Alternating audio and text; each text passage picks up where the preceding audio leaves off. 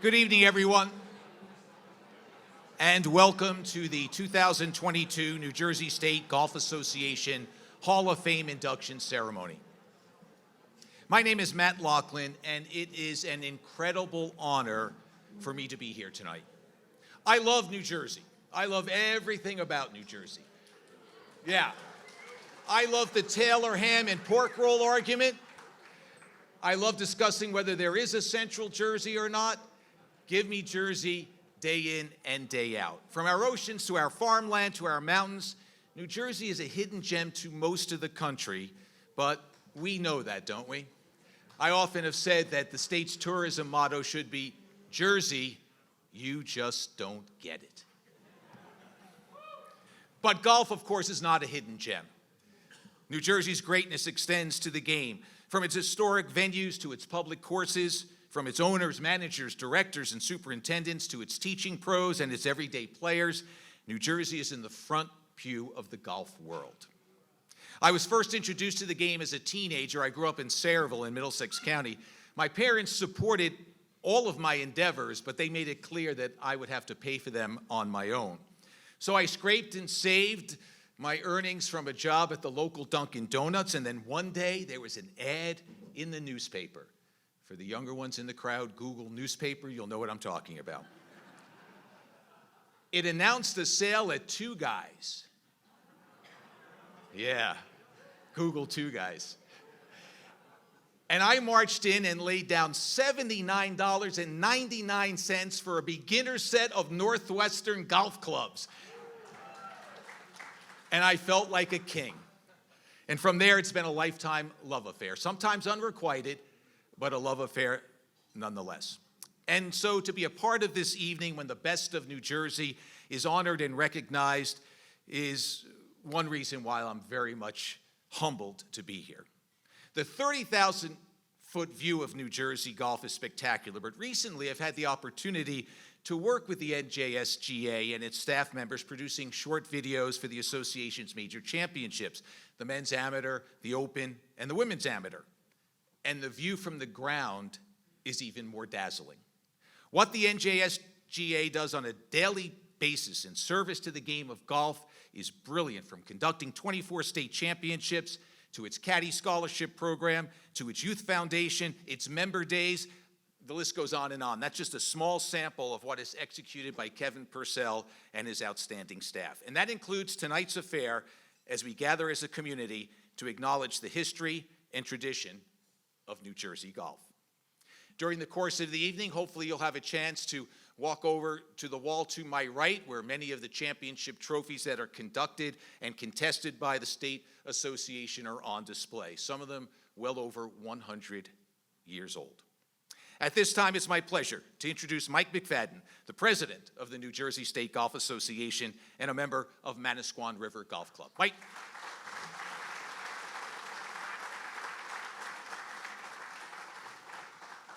I have never gotten that amount of applause before, so we thank Matt for joining us. We made sure the Devils would not be playing, so we could get Matt here. I'm going to make it brief, just say a couple things, and I think this is, I'll start out, this is a special night for a lot of people, for our inductees, also a special night for me, because I personally know a few of the inductees, and it really means a lot. I'll start out, I should note also, golf in New Jersey is in a great place. Golf everywhere is in a great place, but rounds are up. Courses and clubs, they're full, which in some cases is not a great thing because we can't even get tee times, but golf is on a boon, and I think it's going to continue.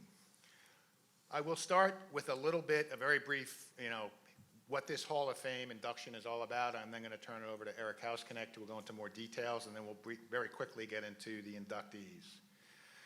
The New Jersey State Golf Association Hall of Fame honors those who have contributed to the rich history and tradition of golf in the state of New Jersey. The Hall of Fame will recognize, honor, and perpetuate the achievements of those individuals who have made outstanding contributions to the game of golf in New Jersey and have helped bring recognition, honor, distinction, and excellence to New Jersey golf. Our inaugural class was 2018. There were 16 members who had distinguished careers in golf as players or contributors. It was a large class representing all aspects of the game to set the tone of inclusion for the Hall of Fame for 4 years to come, for years to come.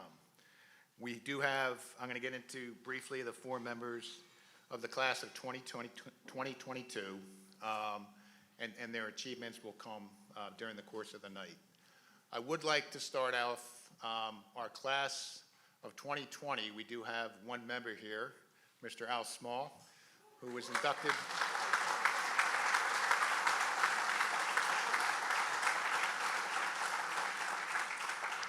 Al was inducted last year. We did not have a ceremony in 2020 due to COVID, but we were very lucky to have one of the better players in golf in the state of New Jersey inducted last year, so welcome, Al. Al was also for years a member at Fairmont, where I was a member of, and I see a lot of the Fairmont family here, which I'm very proud of. I'm not at Fairmont anymore, but just to see the people here, I think is tremendous.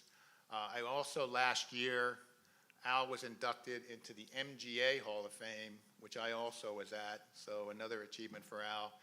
And I think at some point, we'll probably be heading down to Georgia to see Al get inducted to the Georgia Hall of Fame at some point. Karen Noble. Karen.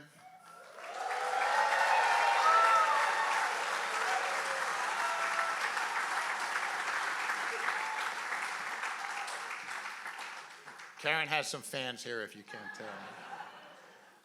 Karen also is at Fairmont, and I think I haven't seen Mark here, Mark Giuliano. I thought I maybe saw him. I'm sure he's here somewhere. There he is. Hey, Mark. You know, the people at Fairmont, in terms of, I was there for many years, and people like Mark and Karen, what they did for the members and what they do for the golf community is tremendous. So I did want to call out Karen because I know her, a lot more to come, but thank you for everything you've done there. Some of the other, Dave Glens and Ed Whitman, I'm sure they don't remember me. I mentioned, I think, to Dave earlier. I started caddying in the 70s. Russ Helwig, some reason, took me into his bag room. I had never even smelled a golf club, and took me in to clean clubs for Russ, and I started caddying for him throughout the state. So Dave and Ed, who are both, Dave Glens and Ed Whitman, who are both inductees tonight, probably don't remember, but I actually was on the course with them a few times when I caddied for Russ, and I saw some tremendous golf. So we have a great class. So.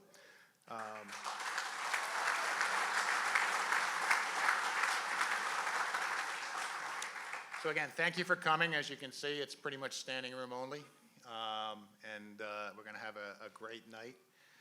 Eric Houseknecht, who is our past president, he runs our Hall of Fame committee. He helped set up the Hall of Fame along with Kevin Purcell, who's our director of golf operations in 2018. Eric's going to talk about the process, how it works, and our nomination criteria. So thanks, everybody, and have a great night.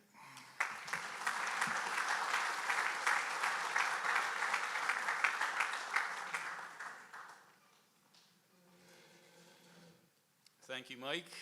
Great to see such a big crowd here today. It's more inspiration for us to induct living members into the Hall of Fame as opposed to the deceased. One of the really great things about this Hall of Fame and the way that it was structured is that any person can nominate someone, either living or deceased, for admission into the Hall of Fame. And thanks. Nominations are supposed to follow the format that's been prescribed by the committee, which is a form on our website, but we've certainly accepted emails and handwritten nominations. Really, anything we get, we're willing to consider. The guidelines state that the nominating committee shall annually recommend to the Hall of Fame committee a slate of nominees for consideration to the Hall of Fame, and that's done by a simple majority vote. So anyone who's nominated has to have made an extraordinary and remarkable contribution or impact on the game of golf in the state of New Jersey, either as a player, and that could be amateur or professional player, a club professional, a superintendent, an architect, a golf industry participant, or another person involved in the game of golf in the state of New Jersey. In addition to meeting that criteria, They also have to have a strong connection to the state of New Jersey, either by virtue of meeting one or more of the following criteria. They either need to be a New Jersey resident for at least 10 years at any time, or a New Jersey resident during the period of their accomplishment, or a member or employee of a New Jersey golf club or facility during the individual's period of accomplishment and holding him or herself out as representing such New Jersey club or facility during that period of accomplishment. Or lastly, in the judgment of the Hall of Fame Committee, any person in possession of unique and substantial connections to the state of New Jersey without regards to residency. So we would certainly encourage anybody out here, anytime you think of someone who's made a great impact on golf in the state of New Jersey, to please submit a nomination, whether it's on the form that's on our website or not. We'd love to get your suggestions and have all of you play an active role in helping us select our next class to the Hall of Fame. Thank you. I'll turn it back over to Matt.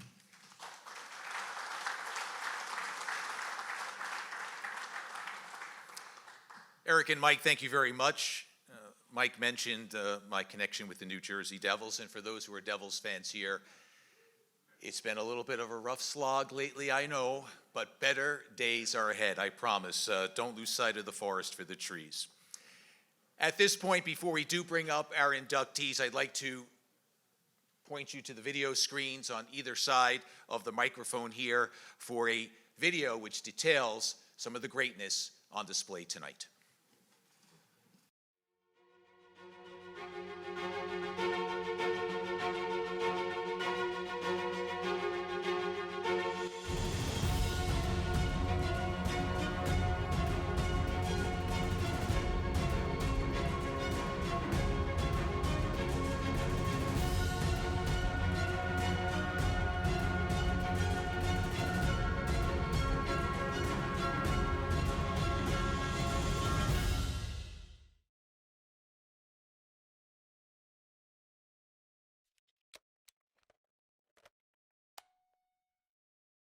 George Crump, the architect and driving force behind the creation of Pine Valley Golf Club, played a major impact across the game of golf. As a competitor, Crump won the 1901 and 1912 Patterson Cup and competed on Philadelphia teams in intercity matches with New York, as well as the Leslie Cup matches against Philadelphia, New York, and Boston. Crump, however, grew his fame from his work in South Jersey. Since its beginning in 1913, Pine Valley, the only course designed by Crump, was built with a mindset to challenge the best players. In just 1 year, Crump developed the first 10 holes, as well as the final 18th. In 1915, holes 11, 16, and 17 were finished. With his own money, Crump paid $250,000 to help the club avoid further major financial constraints. But on January 24th, 1918, Crump took his own life in his home. It is believed that the years of setbacks while building Pine Valley led to the erosion of Crump's personal wealth and well-being, and ultimately his demise. In 1922, Crump's brother-in-law, Howard Street, along with a group of architects, Harry Colt, C.H. Allison, brothers Hugh and Alan Wilson, completed the final holes according to Crump's plan, which, with very few exceptions, is how the course stands today. Crump's singular foray into golf design set a high standard for the future golf course architects. His dream and his legacy lives on.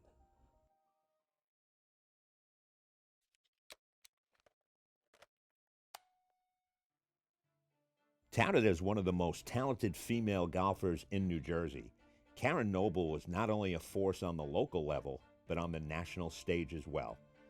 Noble began her career as a junior golfer at Morris County Country Club and was mentored by fellow Hall of Fame classmate David Glens, whom she credits for her success. Noble's success is highlighted by winning the New Jersey Women's Amateur in 1987, 1988, and 1990. In the midst of that run, she finished as the runner-up in the 1988 U.S. Women's Amateur and competed on the Curtis Cup and World Amateur teams. Noble's local resume also includes 3 consecutive Women's Metropolitan Golf Association Match Play Championship titles, as well as a victory at the WMGA Stroke Play Championship. Following her stellar amateur career, Noble spent 8 years on the LPGA Tour after battling through qualifying school. Her professional career was highlighted with a runner-up finish at the 1992 LPGA Championship. Noble stepped away from the game for a short period, but was reeled back in thanks to well-known instructor Michael Breed. Noble went on to work at Sunningdale Country Club before returning to the Garden State to work at Hamilton Farm Golf Club. Today, Noble is an established teaching professional who serves as Director of Instruction at Fairmont Country Club.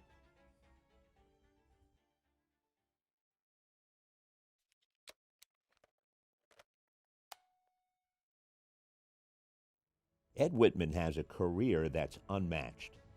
Amassing over 225 professional victories, Whitman's wins and experience goes beyond the Garden State. Whitman, a 20-time major winner in the area, competed in 21 PGA Professional National Championships, 15 Senior PGA Professional National Championships, 4 PGA Championships, 2 U.S. Opens, 2 Senior PGA Championships, and 1 U.S. Senior Open. On the local scene, Whitman collected 4 New Jersey State Open titles and owns the record for the lowest round in championship history. In 1991, Whitman recorded a 17 under par 267 at Rock Spring Club. Whitman is known to be a self-made golfer, learning the game at Oak Hill Golf Club in Milford, where his dad played. Following college, Whitman pursued golf as a career. He returned to his roots and worked at Oak Hill in the 1970s as an assistant golf professional, working for Kevin Head.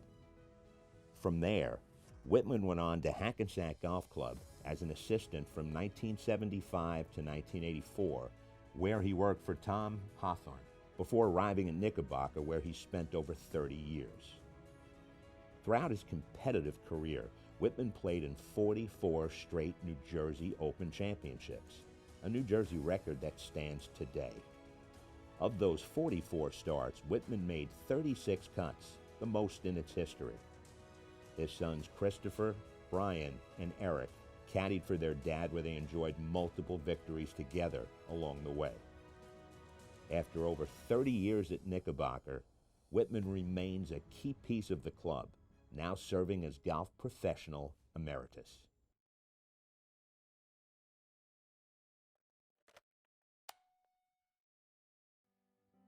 One of the greatest of his generation, David Glenz made his mark amongst competitors in New Jersey in the 1980s. Glenz, who grew up in Oregon and attended the University of Oregon, began his professional career on the PGA Tour before moving to New Jersey to compete and work as a golf professional. In 1981, Glenz accepted a job to become the head professional at Morris County Golf Club. In his first 9 years at Morris County, Glenz won the New Jersey State Open 4 times, joining Ed Whitman and Babe Lachardis as the only competitors to do so. His first Open championship was his most sentimental. That victory came at a time Glenz claimed he had a case of the yips all winter leading up to his first title. By July of '84, when the State Open came to Morris County, Glenz finally felt comfortable with his putting again and went on to claim a 3-stroke victory over Jamie Fordyce. His victory at Morris County marks the last time a host professional won at their own facility. In addition to teaching full-time, Glenz won a pair of New Jersey PGA Championships in 1985 and 1986, and 2 Met Open Championships in 1978 and 1986. His resume is highlighted by being a 4-time New Jersey PGA Player of the Year and was inducted into the New Jersey PGA Hall of Fame in 1991. Following his final Open victory, Glenz established the David Glenz Academy in 1991. As one of the state's most successful teachers, Glenn's mentored 3-time NJSGA Open champion Tyler Hall, former LPGA players Laurie Rinker and Kendra Little, and of course fellow New Jersey State Golf Hall of Fame inductee Karen Noble during her formative years. Amongst Glenn's plethora of awards, he was honored as New Jersey Teacher of the Year 8 times, and in 1998, the PGA of America honored him with the National PGA Teacher of the Year Award. In 2010, Black Oak Golf Club, a private club designed by Glenn's, opened in Long Valley. Along with the club's opening, Glenn's renowned golf academy relocated to Black Oak and later to Florida, where Glenn's continues to actively teach.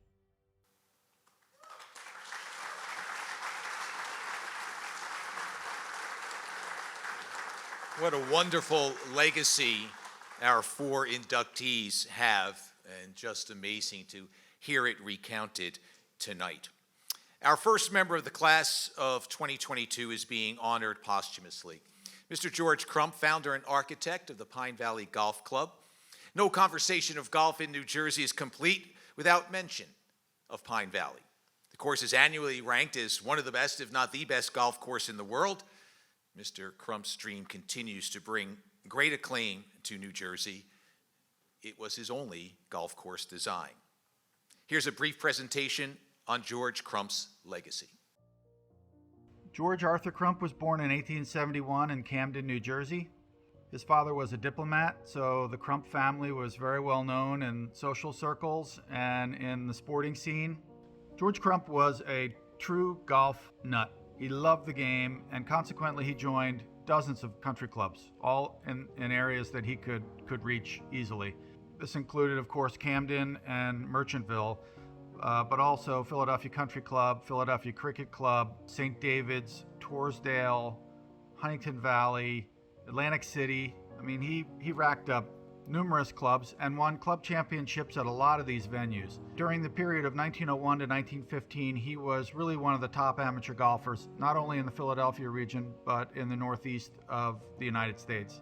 When Crump raised his hand to develop a golf course, he was at the point in his business career where he could cash in all of his savings and all of his inheritance for the Colonnade Hotel, and put all of his time and energy and money into developing this golf course. Crump's philosophy in building Pine Valley was simple. He wanted to make the hardest golf course in the world. He wanted a course that would require the use of every club in the bag. He wanted to create a golf course that maximized a player's ability and minimized the chance of luck. All of Crump's friends, all of the biggest names in golf in America, were walking the land with Crump and giving him their feedback and their comments and their 2 cents, and including Walter Travis, who recommended backwards routing. One of the greatest aspects of his mind was to be able to process all of that information and come up with the right answer, which he did time and time again. After his death in 1918, a group of his legion of friends got together and created an oral history of all of Crump's intentions for the golf course. They wanted to ensure that any changes, any refinements or adjustments that were made were done in accordance with the wishes of the creator of the golf course, George Crump. Pine Valley was the child that he never had.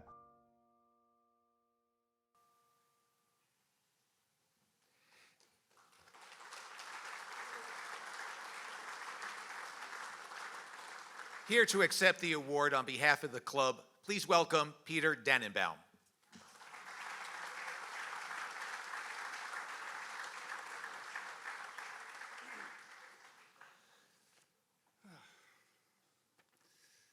So thank you all very much. I am Peter Dannenbaum. With me here as well is Norm Lewis, our 2019 Senior Amateur Champion, and we're both very happy to be here representing Pine Valley. And I promise to be very brief so we can get to our 3 main speakers here tonight. But it is a bit surreal for me to be here tonight, surreal, with Karen and David. And I've got a very loose connection to Ed. which he doesn't know about and may not like. So please let me explain why and why this relates to Pine Valley. So I've known Karen and David a long time. Karen and I played on the Mendham High School golf team together, 1982, 1983, and we've remained friends since. And David has been my teacher since 1986. And I worked for him a while at Morris County in the bag room and picking the range while I was in college. And I caddied for him in the 1988 New Jersey match play at Essex County, which he won. This is worth mentioning for two reasons. First, the 36-hole final was played against none other than Ed Whitman. Second, Ed, don't feel bad. Dave tells me today that it was the best he ever hit it. And as we all know, that's saying a lot. So in 2006, I became a member of Pine Valley. I've had Dave down a handful of times since then, including 2 years ago, June 2020, when Dave did not miss a fairway, had 5 birdies, and shot even par 70. He beat his age by 1. It was magical. Then last summer, Karen and Dave came down for a weekend on the notoriously long par 3 fifth hole, perhaps the most difficult on what is a difficult golf course. Karen hit a sweet driver to 15 feet, and of course, she made the putt. So, also magical. And Ed tells me his fondest memory of Pine Valley was when he was an assistant in Hackensack, playing as a guest of Dr. Ron Allen, who later delivered his first 2 boys. So I think that's magical too.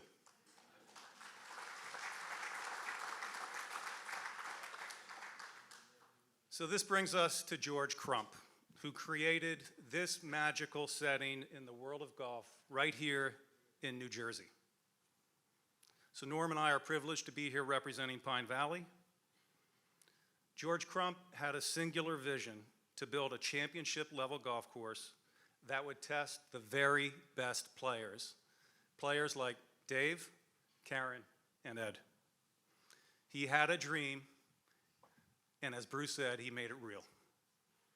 So today, over 100 years since founding the Pine Valley Golf Club, George Crump's spirit and vision still guides the club's leadership and its members. He is esteemed. He is revered. We are all grateful for the masterpiece he created. So on behalf of the membership of Pine Valley, Norm and I are honored to accept George Arthur Crump's induction into the New Jersey Golf Hall of Fame and thank the Hall of Fame committee for this honor. Thank you.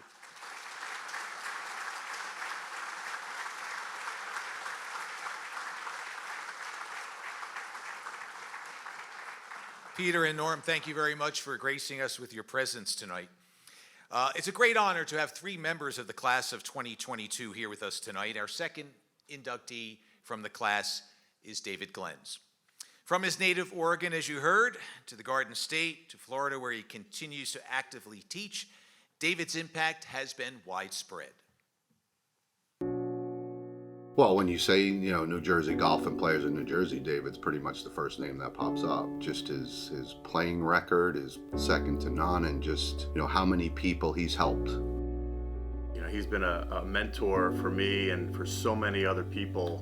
He's always been a great resource for me. I can tell you many times I've gone up to Black Oak to hit golf balls, and Dave will come over and we'll just sit around and talk golf. If you look at Dave's longevity in the golf world, college, at Oregon, and the PGA Tour, and all the things that he did locally here, you'd be hard-pressed to find anybody with a resume as deep as his. He's still competitive to this day, so his legacy will go on, and this is well-deserved. The most important thing, obviously, for a teacher is to be able to teach what they need to know. I think for me, one of the most important things is David's friendship. I would say probably the reason that I joined Black Oak in 2010 was because of David Glenz. You know, the golf course itself was still kind of new, was still kind of raw. You know, I remember Dave calling me and telling me about his vision for Black Oak, and hearing him talk about this golf course that he designed, it was very impactful. I'm so happy for him and all the other members that get to experience this golf course that Dave built and you know, left this legacy as the designer of Black Oak Golf Course. His legacy will be New Jersey golf forever.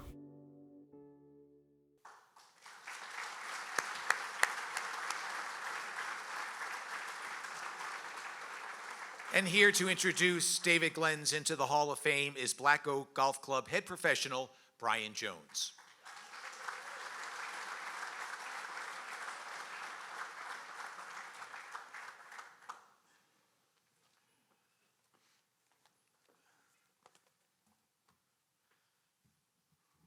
Good evening, good evening, everybody. Good to see you all. A lot of familiar faces in the room. Before I get to the task at hand, as a past president of New Jersey PGA, I just want to commend and congratulate the New Jersey State Golf Association on not only everything you do, but great evenings like this where our two associations can come in and honor inductees on both sides and recognize what a great job we do for golf in New Jersey.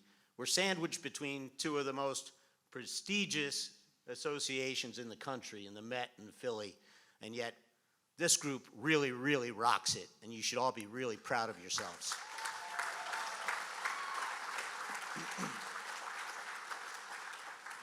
So I've literally stood beside Dave on the lesson tee, on the golf course, and at the club now for the better part of 30 years.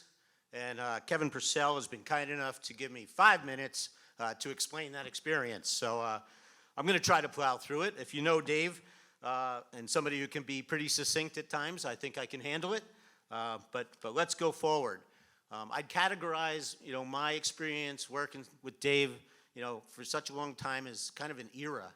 And looking at the era, like, how do I break this down? And I came up with kind of 3 concepts, and I named them, the first era I'm going to call intensity.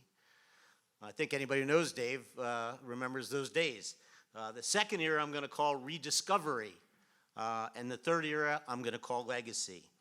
During our first era, our first decade, intensity, no better word could describe Dave Glens.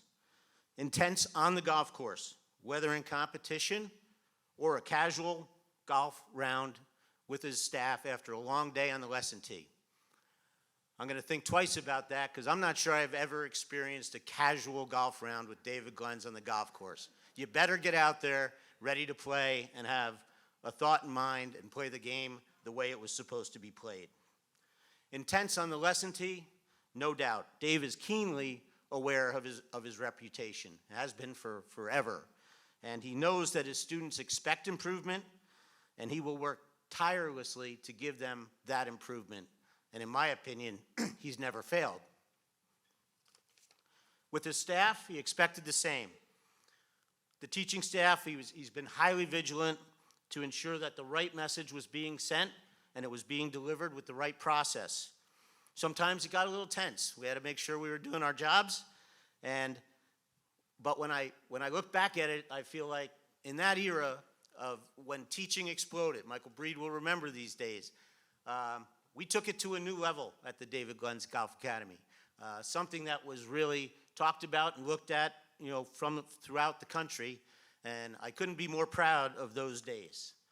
When I look at the final idea of intensity, the coolest thing that comes to mind was when both the playing intensity and the lesson intensity merged. And although David was a ferocious competitor, like Ed Whitman, when they teed it up, you know, it was no holds bar. Everybody wanted to win. But when it was all said and done, I think the thing that Dave loved the most was sharing some insights with his fellow competitors about what he saw while they were playing. And so my memory of those weeks after tournament competitions was filled with many of our best section players and section amateurs at times on our lesson tee working with Dave because he just wanted to help them. He wanted to beat them, but he also wanted to make sure that everyone he came across had the opportunity to be the best player that they could be. He did so either before or after his completely, if you remember, if you took lessons with Dave, sometimes it took weeks to get on the lesson schedule back in the day, but he never turned away, a fellow professional who was looking to get better, and he did it before work, after work. He just never said no. And then something really funny, well, freaky funny happened. A freak ski accident. A broken hip, another fall, and then finally a new hip. And this gets me into my era of rediscovery. Talking about that ski accident, Karen Noble was on that trip, and although it's never been proven that she had anything to do with the accident, the rumors are still flying out there. But in the end, after that accident, the body that moved so well and helped Dave develop his theory on golf movement, the golf swing, and help people with that. It wasn't moving the same way, and it wasn't going to move the same way. Hence the era of rediscovery. His recovery, on the golf side, was arduous, and there were times that personally being around it, I thought he would keep teaching, but maybe not play.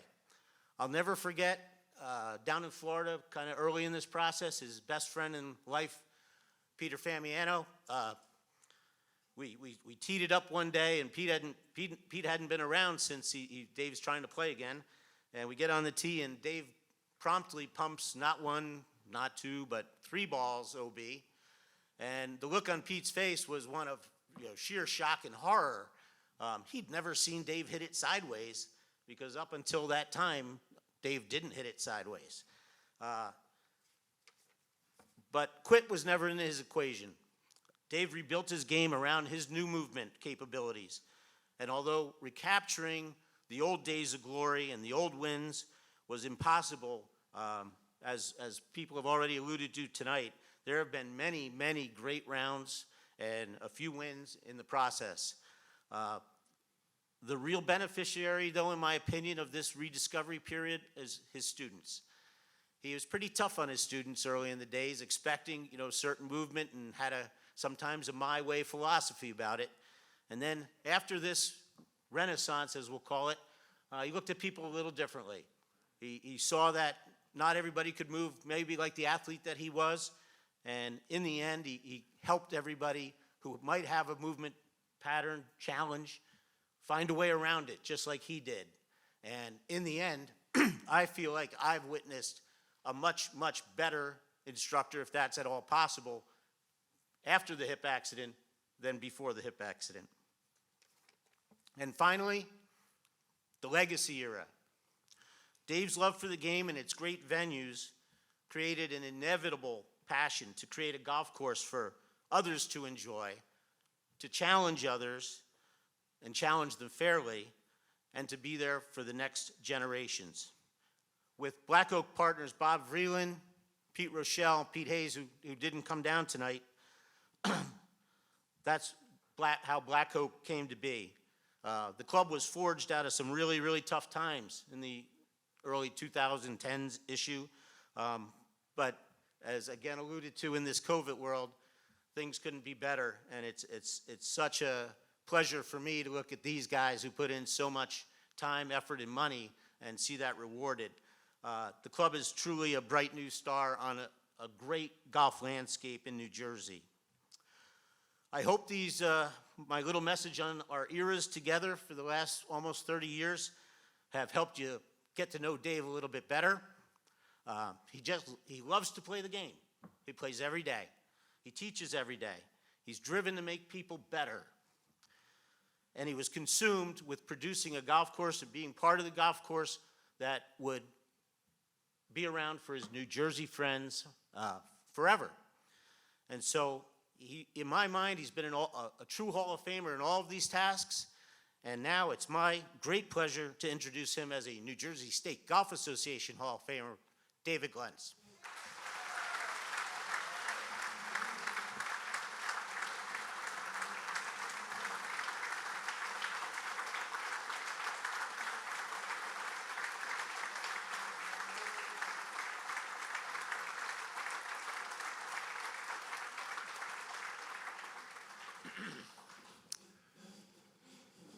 wow.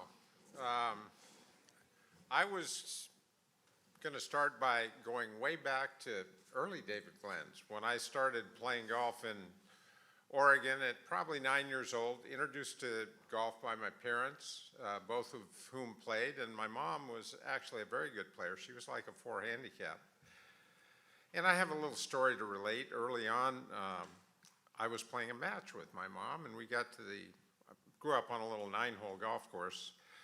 We're on the 8th hole, and the match is pretty close, and I've got about I don't know, 1.5, maybe 2-footer, but it's a slopey green, and I said, is this good? And she said, no, putt it. So I did, and I missed. And the putter went up, and I started toward her, and she said, don't you dare, and you will not play golf for a month. So that was my introduction to learning to kind of curb my temper and emotions as best I could. So I had some success as a junior player. My first success was I was runner-up in the state Pee Wee division, which is 11 and under, and the fellow I played, swear to God, at 11 he was shaving. He was out driving me by 100 yards. So, yeah, I got beaten like a redheaded stepchild in that one. No offense to you redheads in the room, incidentally. After that, I did win the state junior boys division, which was 15 and under, and I won the state high school championship as a sophomore, and a few years later I did win the Oregon Amateur. So I had a lot of success in the state of Oregon playing-wise. What's interesting, growing up on this little 9-hole golf course, Coos Country Club, about 15 miles from Bandon, and everybody knows about Bandon now, I never won the junior club championship or the club championship. We had a lot of good players there, and that's part of how players develop is, you know, being within a group that challenges each player. So with my success in golf in Oregon, I did get I was awarded, the golf coach at Houston called me like in October. It's quite a bit different back then. So this October of my senior year, and offered me a scholarship to Houston. Well, Houston had won like the NCAA like 8 of the last 9 years, so obviously I was honored and certainly accepted. And I went there and didn't have a lot of success. But I did have a couple good stories from there. The golf coach at Houston was a very unique individual, and so you were always qualifying for events. So this one tournament called the Border Olympics, he had a qualifying for his players. Not me, this was all kind of the more senior guys. And Kenny Newell, who was Byron Nelson's nephew, shot like 24 under, won the qualifying by 12 shots. And the coach said, I can't take it. You can't get over the water on 18 and 2 shots, so I can't take it. Unbelievable when you think about that. Another good story I like to relate is Fred Marty was leading one of the major college tournaments down there. He shot 67, 66, 67, had like a 4 or 5 shot lead, and he called his dad, and his dad said, yeah, how's it going? Good, Dad, I'm playing great. I got like a 4 or 5 shot lead. Okay, well, call me after the next round. Let me know how you do. So Fred finishes the final round, calls his dad, and his dad says, how'd you do? Played great, Dad, shot 67 again. And he said, great, how many did you win by? Well, you won't believe this, but I lost. Homero Blancas shot 55. Shot 70, 71, 70, 55. Not many people know that. You hear about 59, well, 55 is 4 shots better than 59.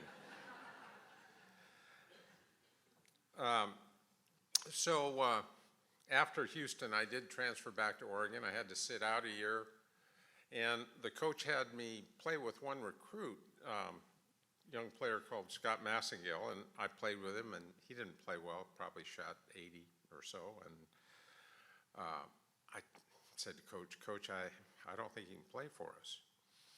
So that'll come up a little later in this story.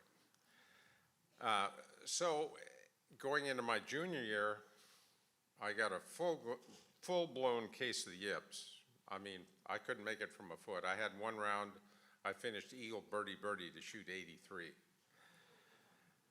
When your hands go toward the ball and they kind of jiggle like this, that's the true yips. So, but by my senior year, somehow they just disappeared, and I played very well. I'd won a number of tournaments, and so the Pac-10 Championship was being played at Eugene Country Club, obviously my home course, and I'm playing with Tom Watson. So I go out and I shoot a 45 on the first 9.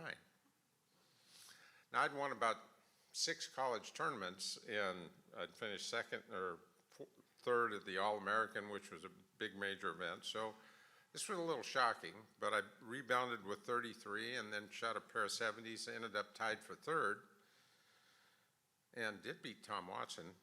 And the winner of that tournament was none other than Scott Massingale. So from there, I learned that there's more to golf than just how a person moves and swings a golf club. That, you know, just by playing around a golf, you can't measure a person's heart and mind with how well they're going to do. So after my senior year,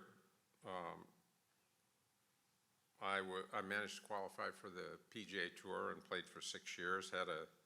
My best finish was a tie for third at the Danny Thomas Memphis Classic. And then I kind of got burned out. I mean, the first year I played, I left Christmas Day from Oregon and got back to Oregon December 15th, my birthday the next year. So I was on the road for a full year. Didn't really understand, the money wasn't there, and how you kind of manage your travel and your time. I didn't do a very good job of that. But so after Westchester, I'd missed qualifying. I decided that was it. Made a list of things I wanted to accomplish here, what I could accomplish trying to continue playing, and this list here was a lot longer. And I went to work for my brother-in-law as a builder, so hammering nails, he had me doing all the crappy stuff, you know, crawling on my back, stapling insulation. But it was fun, and I enjoyed it. And then Tom Neaporti had gotten the job at Wingfoot. Claude Harmon had retired. And I knew Tom a little bit from the tour, so I called him and said I was interested in an assistant position. And you know, he remembered me a little bit, and he said, okay, well, I'm talking to some different people, I'll let you know. So a day or two goes by, I call him again. And I kept calling him every other day until he finally decided, okay, you can have the job, just quit bugging me. So I had a great 3 years at Wingfoot, and then was able to traverse across the river to Morris County Golf Club. Yeah. You know, I was there for 10 years, and you know, one of the first experiences, maybe my second year there, I you know, got to meet, well, Pete Famiano and I played, and Peter is the ultimate golf professional. I wish he were with us today. But, you know, and Peter, you know, had a very strong playing career, played his best golf as a senior, won a number of events, and yeah, I think, you know, one of the things you remember, the number of times we had dinner, talked about our jobs, talked about teaching, talked about the golf swing, you know, a great relationship with Peter. And then kind of going back to my own game, I again struggled through the yips here, and probably, I can't remember, we were playing the State Open at Baltusrol on the upper course. And that's a point where there are a few of you in this room might remember, on my short putts, I was putting with a 4-iron, kind of having my hands ahead and the club back there and kind of tapping it in. So kind of unusual. As I got playing better in the tournament, not really in the lead, but kind of in there, here I was walking to the green having to make a club selection. Well, that winter, you know, still dealing with this, I had a bullseye putter, and started just anything that was within a couple of feet, I'd just tap in left-handed, and then decided, well, I played the last kind of club pro event, 2-round event, and I decided, okay, I'm just putting left-handed. And, I putted pretty well, but the main thing was my stomach calmed down, the stroke was free, I felt free. And going forward, that's when we had the state open at Morris County, and I was fortunate enough to win there. And then the members at Morris County, they were phenomenal. I'd somehow managed to make the PGA Cup team the prior year, still putting right-handed. And they actually rented a helicopter from Morristown Airport to fly me to Kennedy so that I could go over and try and qualify for the British Open. So here I am, I get there in time, and the following week after that was going to be the PGA Cup team matches. So I actually was low qualifier at this course, leave and link, shot 67, 66. Played a practice round with Bernhard Langer and Peter Jacobsen, and I'm feeling pretty good. I'm feeling like, hey, I can go here. So my tee time at the British Open is like 5:30, and that's p.m. So I warm up, and I'm feeling comfortable, and I tee it up on the tee, and I look down the fairway, and my mind says, this is the British Open. And I mean, everything started shaking. But you couldn't have a more friendly tee shot than the first hole at St. Andrews. So I got by with that. As my time at Morris County ran out, partly because I felt like I was taking advantage of the club, I was doing a lot of non-member teaching. I wanted to expand the teaching. I moved to Crystal Springs and developed the academy. And then have been surrounded by a terrific group of teachers who are with us this evening, even some additional ones. So I've got Brian Jones, certainly been with me for over 25 years. Wendy Ferrara, same thing, my physical therapist when I broke my hip, and that brought kind of, an element of fitness into what we do, and Mike Lopazinski, who's been a top 100 teacher, and a lot of credit to them just with the conversations we have. And one little story I wanted to, we have some serious things and some humorous things. Sometimes we get some great things on videotape, and Brian had one. He was teaching this lady, hitting a 4-wood off the tee, and he's got on video, she makes the swing, he's got it in slow motion, the ball goes, toon, toon, doink, right off her forehead. We had a few others like that, but it's great to have some good laughs with, and we don't make fun of students. It's at least not with their knowledge. Yeah, so somewhere about probably 1994, I found out about a golf course being developed with a fellow by the name of Joe Hayes. And I had kind of been introduced to him through Mark Yanada's father, Pat, who knew Joe from when they were younger. And I got on board to become one of the partners at Black Oak, and was subsequently joined by Pete Rochelle and Bob Vreeland. And Pete Rochelle and Peter Hayes actually did the building of Berkshire Valley also. So they had some background and experience. And so something I always wanted to do, my lifetime goal was always to own and build a golf course. Well, I'm not the sole owner, thank God, or I'd be bankrupt. But things have gotten better. We're in good shape now.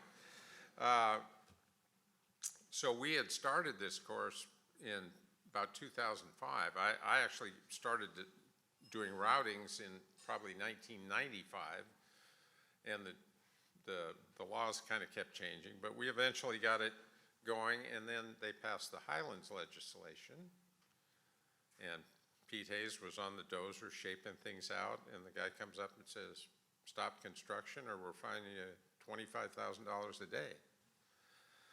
So we went through some litigation, arbitration, finally got it back online, and, again, resumed construction in 2009, and we're able to complete it and get partially open in 2010 and fully open in 2011. So I think we get the award for perseverance with all we went through. But I should say I wouldn't do it again, but I would do it again. And I do want to reiterate, a special thanks to the State Golf Association. Having played the PGA Tour, played some U.S. Opens, PGAs, and so forth, the events they run, when we play, it's like playing in a U.S. Open. The green speeds are running at 13, the rough's up, and it's really a very challenging venue. And certainly I have to add a lot of thanks, certainly thanks to my wife, Pat.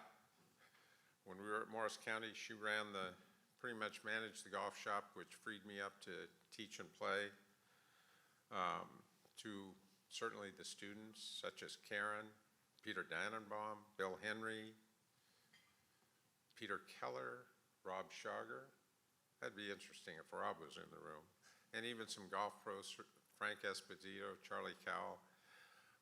Teachers kind of make their reputation based on how the better players perform, but really the players have control of that situation. You're a little part of maybe helping them along the way, and certainly I've learned from my students, and my thanks go out to all of you in this room who've shown up for a great evening of festivities. Thank you.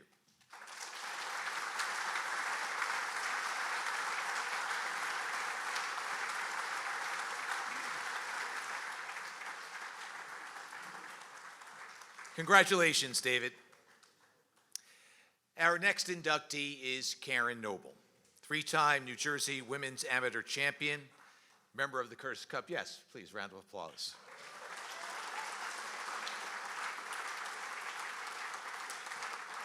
Member of Curtis Cup and World Am teams, and one of the top instructors in the United States. When I think about Karen Noble, is her disposition, her smile, always a friendly hello. I think it speaks to Karen's style and her humble way she carries herself, that when she was at Fairmount and she was on the range all the time. She's not one to toot her horn or ever say how great she is. And I believe you would have everybody that knows her say that about her. But it is truly an honor and something that she is so proud of. And I know as her friend, I'm just so proud of her. I never even knew she was the golfer that she was in the state. She's very humble, but I think she's the whole package in terms of, golf's it's a challenging game, but it's a great game, but she makes it fun the way she teaches. And I think it's not just about getting the technique down and the handicap lower, but it's about having a good time in the golf course, and it's just the way, the kind of person she is. Karen has donated her time, the ability to get the youth, in addition to women, more involved in the game of golf. I know for myself, I never touched a golf club until I met Karen. I feel like I'm having fun when I'm out there. And that is something that I think Karen instills in everybody. Just get out there and have fun.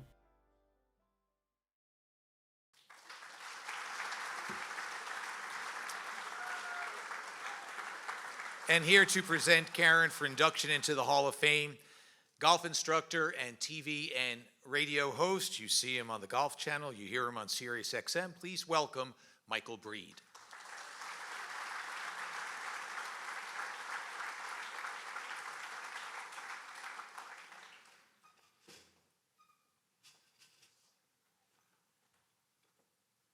David, I can't believe that you don't make fun of students like we do. You have brought teachers down. First of all, congratulations to all the inductees, Peter and obviously David, Ed. I've had the great pleasure of playing golf against these guys, and it's never really gone well for me, which is how I ended up in the teaching space. And I've enjoyed watching not just the play, but also the instruction. Many times, just listening to the insight, that's how we get better. So I get the pleasure of telling you about my friend. Our relationship goes back to 2001. I got the head pro job at Sunningdale Country Club, and was looking for a teacher, a female teacher in particular, but I was looking for a teacher. And so the executive director in the Metropolitan PGA is a guy named Charlie Robson, and I called Charlie and I said, Charlie, I'm looking for a female instructor. Have you got any ideas? He says, yeah, there's this girl who played the LPGA. She's a good player. She's just gotten out of that. Now she's working in New York City, selling some advertising or something. That's his words, not mine, with ESPN. She'd be an interesting one to possibly talk to. And I said, okay, great. So he gives me her number, and I call her up, and I introduce myself. And I say, Karen, my name's Michael Breed. I'm a golf professional in the Met section, just got the job at Sunningdale Country Club. And I'm curious if you'd be interested in a teaching position. As I'm going to go into my sort of sell, please come work with me, or at least entertain the idea, she cuts me off and she says, I'm not interested in golf anymore. I'm done. And I go, what? And she goes, I've had enough. I don't want it anymore. I'm out of this. I'm enjoying being in the city. I've got my weekends off. Life is good. So now I got to go to plan B, which is how am I going to convince this person? Because everybody tells me she's great. You've got to talk to her. She's great. Okay. So I go, how about this? How about if I come I'm living in Connecticut. How about if I come into the city and we just go out and have a drink. We'll just talk a little. We'll just talk.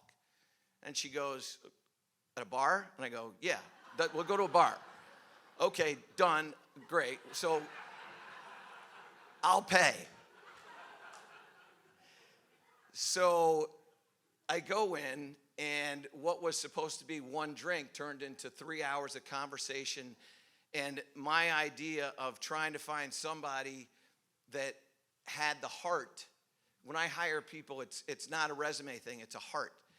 And this was like, everybody was right. So now all I got to do is I got to, it's like you got to hook her in. You got to roll her in. Come on. So I get her interested.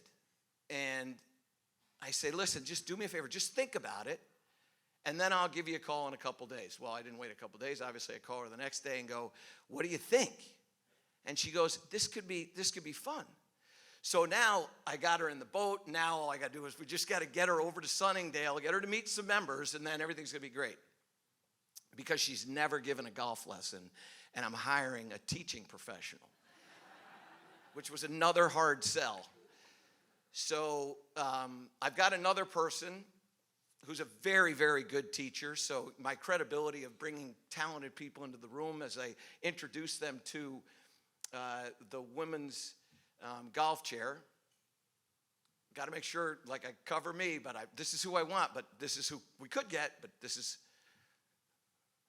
So this woman's name is Pam Chassian. So I have a little conversation with Pam about Karen, and great player, hard worker.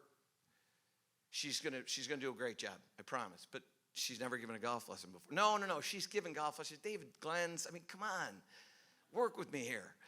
So she goes, okay, I'll meet her. So now I call Karen. I go, okay, look, you're gonna give a putting lesson. Here's what you do. Compliment, then focus on the face. That's all you want. Her face? No, the putter face. You got to get the putter face. Okay. All right. So we get the putter face. Go through the whole thing. It's a 15, 20 minute. I'm right there, and I'm kind of behind the scenes going, really good job, getting around Pam. Anyway, so Pam goes, oh, she's lovely. Yeah, she's lovely. She can do this. I said, yeah, I'm going to watch I'll teach her, I promise this is going to be great.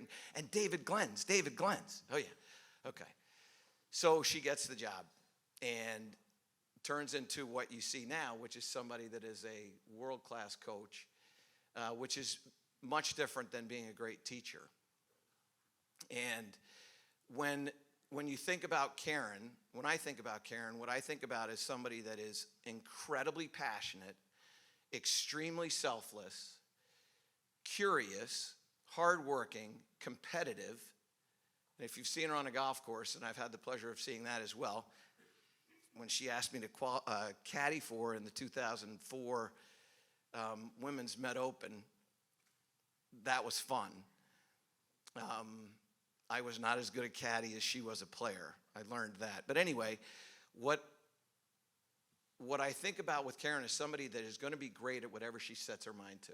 And those of you that have watched her learn how to play paddle tennis, you can see. If she is into something, she's gonna get what she wants, and she's gonna be good at it.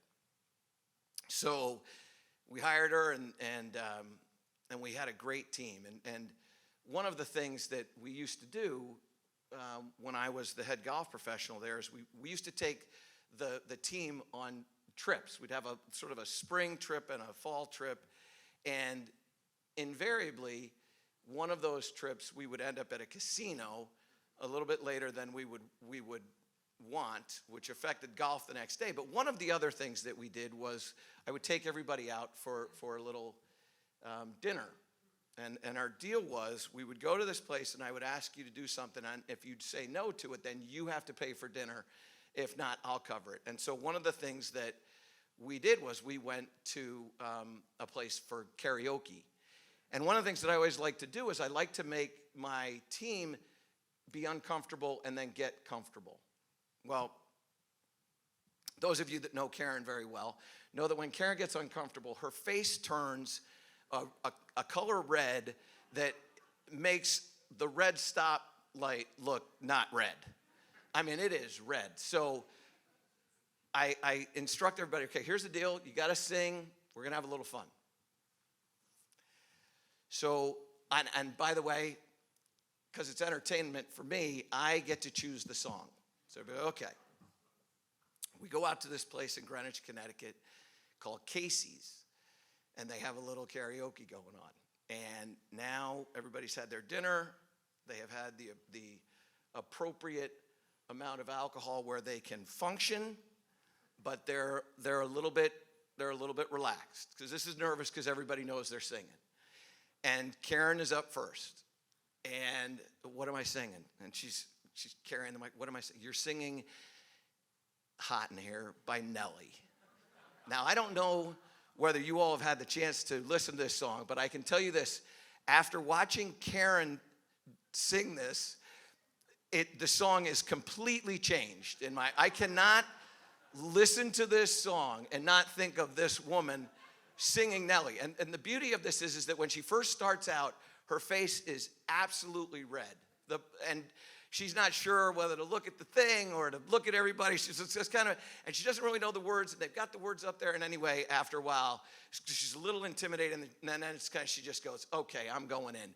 And she starts dancing, and she is getting after it. And it was fabulous. And that's another thing about Karen is she has this youthful way about her that makes her a great coach.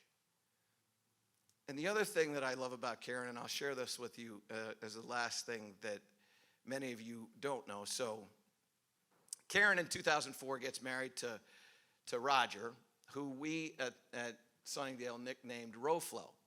And the reason why is literally every 2 weeks, flowers would show up in the pro shop. Yeah, I know. He's an awe kind of guy. Except at some point, these flowers just like, you get to know the guy dropping off the flowers. He's back again. It's like the UPS guy. And so we started calling him Roger the florist. And then that became Roflo. So she and Roflo get married in, I believe, April of 2004 at a church close by here called St. Joseph's. Many of you, I'm sure, have been there. But if you haven't, this church is, you enter from sort of first base. So you're sitting in center field and you're kind of looking down like this. This is as I remember it. I've only been in one time, but the entry is coming in off of the first base side, and there's a wall of windows that's kind of frosted windows, where you can kind of see a body, but you can't really make out a face. So we're all kind of in there, and we're waiting for Karen to show up. And I will tell you, as I was driving down here, I couldn't stop laughing about this, because this was, and that's not a plead for you all to laugh, by the way, it's just the way it is. So she comes in, and it's kind of backlit. And you can tell as you look through this that we're getting started. Like, you know, this is almost like the national anthem. The game's gonna begin. She's coming in, and you can see it, and okay, and you think she's gonna take a right and come up around and then come down the aisle this way, but she doesn't. She actually walks up to the frosted glass, puts her hands on the side of her face, and puts her face to the glass to try to see how many people have shown up. That's Karen Noble.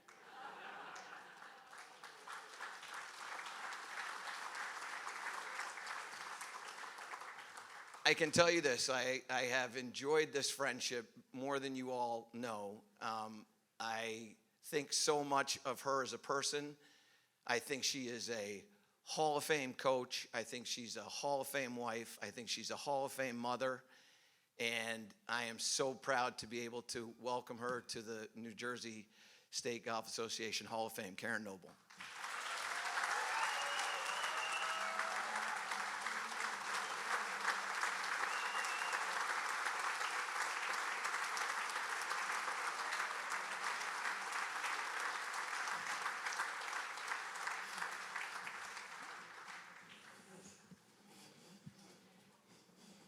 How red is my face?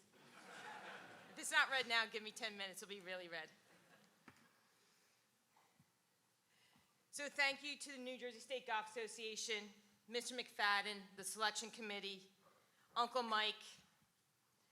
Congratulations to my fellow inductees. It's a true honor to share the spotlight with David and Ed. Also a shout out to Pat Glenz, who should be honored with the best supporting role for taking care of the two of us for so many years.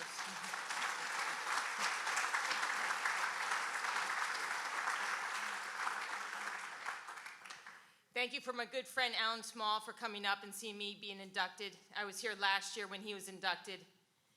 And you see what Alan has accomplished in his career, and to have myself now with him in the Hall of Fame is overwhelming.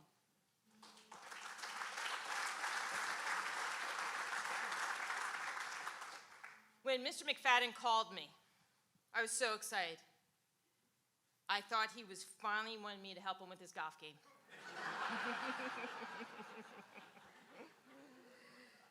But no, he didn't need my help. He told me I was being inducted to the Hall of Fame, and I was speechless. So I want to start off by quoting lyrics from one of my favorite country singers, Kenny Chesney, that sums tonight up for me. I won't sing it, though. To everyone who helped pave my way, if it weren't for you, I wouldn't be here today. Mom and Dad, and all your prayers, and those looking down from up there, I didn't get here alone. That road is just too rough and long. I might be the one the spotlight's on, but I didn't get here alone. I hit walls, and I wanted to quit. I picked myself up, but the truth is, I didn't get here alone. That road is just too rough and long.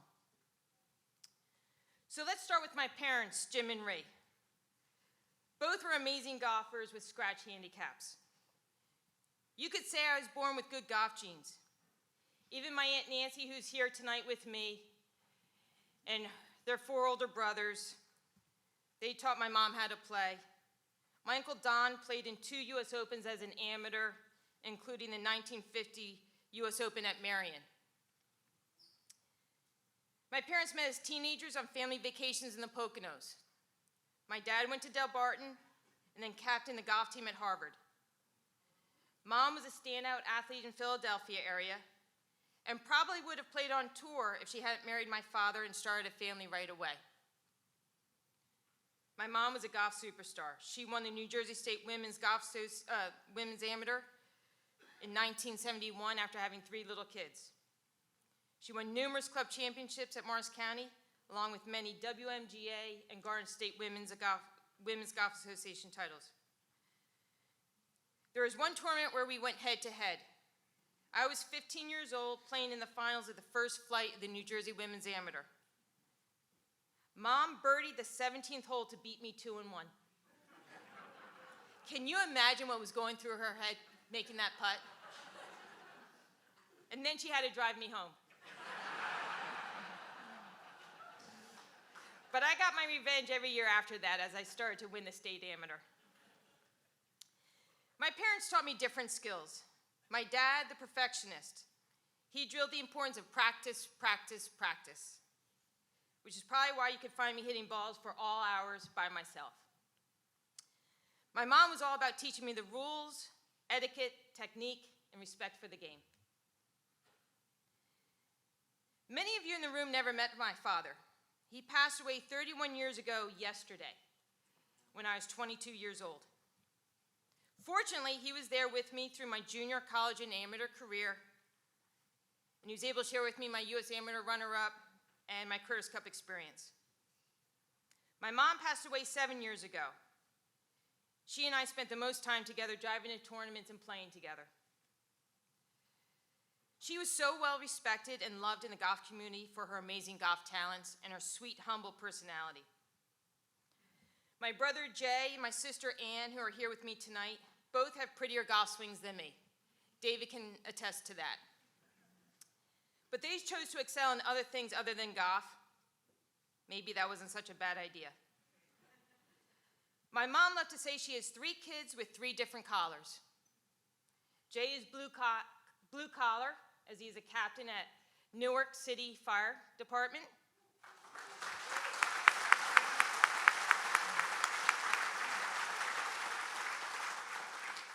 Ann is the white collar. She's an amazing labor and employment lawyer. And then there's me. Then there's me and my golf collar. Super proud of my brother and sister and their careers and their amazing family, so thank you. Next, I want to thank my Morris County Golf Club family. My parents joined the club in the early 1970s so my mom could play on the WMGA team. David and his wife Pat came to Morris County in 1981, taking over for Eddie Famiano. We had a great group of junior golfers that we played together through our teenage years, many of whom I'm still friends with today, and some who are with me tonight. I would just hover near David when he was giving lessons, waiting for him to throw me some tidbit of advice or some little correction. Usually it was to stop swinging the golf club like a field hockey stick.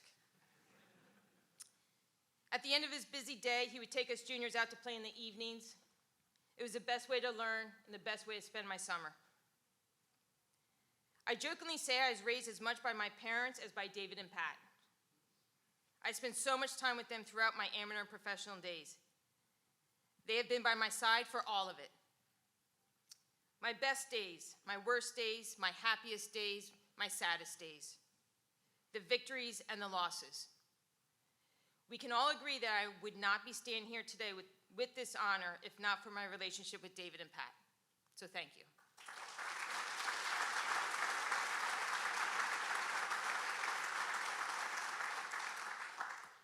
When it was time for college, I went to Wake Forest, and the coach allowed me to try out for the team. After 5 qualifying rounds, I earned a spot and qualified for the very first tournament at Longwood College in Virginia. I spent one of my first weekends away from home playing Division I golf in the ACC Conference, representing Wake Forest University. I felt like I had won the lottery. I was playing golf every day, getting excused from classes, traveling the East Coast, playing with amazing golfers, 2 of whom are actually here tonight. My friends Denise Colleen and Maggie Will flew in and surprised me today.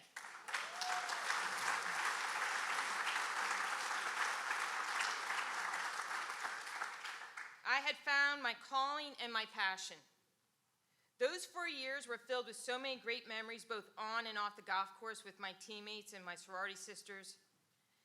My success there definitely got me thinking about a future as a professional golfer. I graduated in 1989 and played the amateur circuit, where I achieved my goal of representing the U.S. in the Curtis Cup and then playing on our World Cup team winning in New Zealand. Life got pretty tricky later that year when my dad passed away. Should I go to qualifying school and figure out how to pay for it? Or do I do what every other political science major does and go to law school? But I decided my dad would want me to follow my passion, even if qualifying school required funding that I did not have.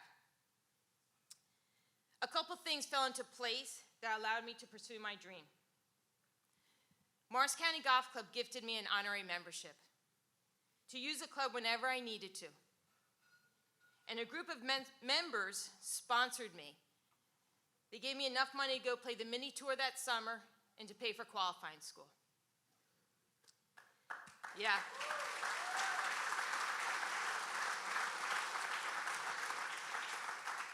These huge acts of kindness got the ball rolling for me.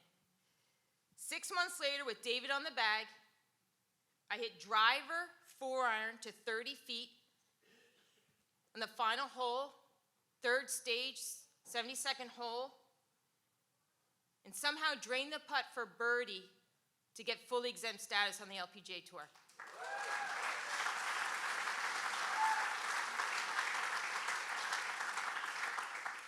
When I started out on tour, it was very intimidating. I was so scared. I didn't even go in the locker room the first week. How could I be out here playing with the Hall of Famers, Julie Inkster, Pat Bradley, Patty Sheehan? I missed the first 2 cuts, no surprise there. But then I flew to Hawaii. I made both cuts. First week top 20, second week top 10. I was like, wow, I'm living my best life. It's a dream come true. Traveling beautiful places, staying in beautiful hotels, amazing free food in the clubhouses and locker rooms, playing with the best golfers in the world, and somehow I'm getting paid to do it. That dream lasted 8 years, with more than a fair share of nightmares mixed in as well. Everything I loved about amateur and professional golf eventually made me start to hate it. I walked away after the 1999 season. I was struggling with my confidence, missing cuts, and even though I was working as hard as ever, mentally I was in a bad place. I was tired of the travel, the hotels, the restaurants. I missed my family, and I missed the families that they were starting. I started to dislike the person I was becoming.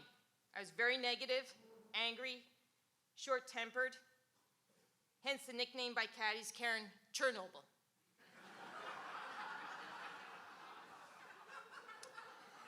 So, as Michael alluded to, I packed up my golf life in Florida, moved to New York City, worked for ESPN, desk job, until I received a phone call from an unknown number that once again, that one phone call changed the direction of my life forever.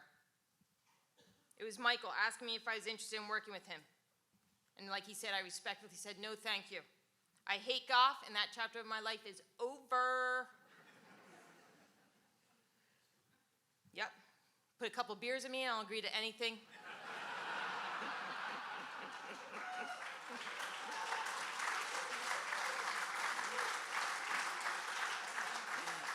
And I'll never forget when I had to give Pam Chassian that putting lesson, and I had no clue what I was talking about. That teaching position was one of the most coveted positions in the Met section. I'd never given a golf lesson. Playing golf, yes. Teaching golf, no chance. But Michael saw something in me that day that I didn't see in myself.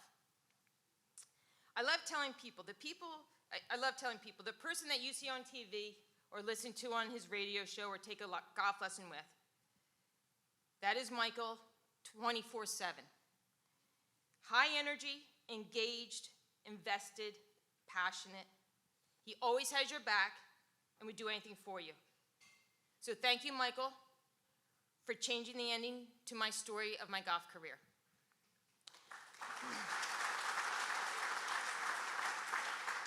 We worked together for 7 amazing years. During those fantastic years together, I met and married Roger, and we had our first daughter, Sydney.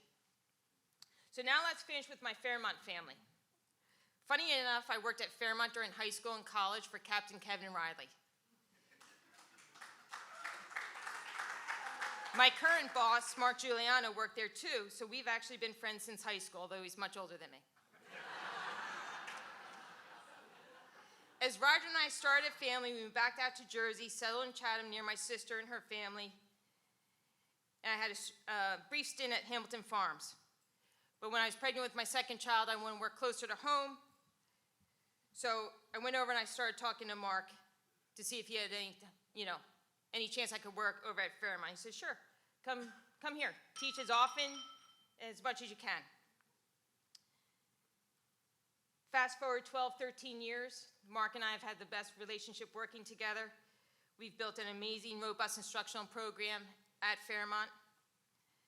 I'm forever grateful to Mark and the Fairmont membership who have supported me for all these years.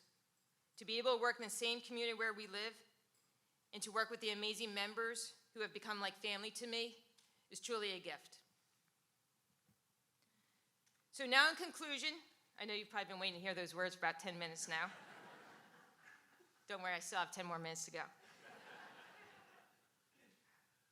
I was very fortunate because my parents taught me this amazing game. When I played in the LPGA Senior Championship a couple summers ago, I honestly had tears in my eyes trying to hit the first tee shot. Because I knew my parents would be so proud of me and what I've done with my life. I was blessed to be coached by one of the best with David. Golf has given me the most wonderful life. When I walked away from the tour 21 years ago, who knew, little shout out to Teddy O'Rourke, who knew I would find an even more rewarding career as a teaching professional. I work outdoors in a beautiful office every day. I meet and work with amazing students every hour. My motto is let's change lives one swing at a time. So to my students, thank you for trusting me with your development, and I can only hope and pray you end up loving this game as much as I do. To my husband of 18 years, thank you for being my best friend, my life partner, and an amazing father to Sydney and Nikki. Your patience and love as you take care of our daughters every weekend has made you the best weekend warrior. You've never missed a dance recital or a lacrosse game. I never have to worry that you won't get the girls to where they need to be or let the dog out to be walked. You never complain when I work weekends or when I leave you to travel on golf trips. What other wife has said, I know we're supposed to celebrate our wedding anniversary this weekend, but I just got invited to Augusta National, so we'll have to postpone. Yep, I did that.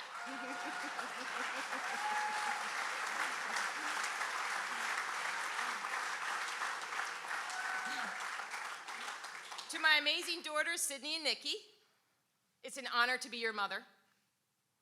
You amaze me every day. You two are the greatest gifts to your dad and me. So thank you, and I love you.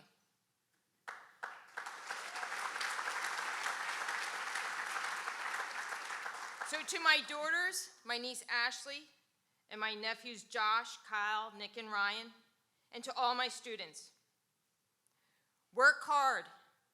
Play hard, be passionate, love whatever you do, be tough, be resilient, be humble, be kind, smile, and breathe.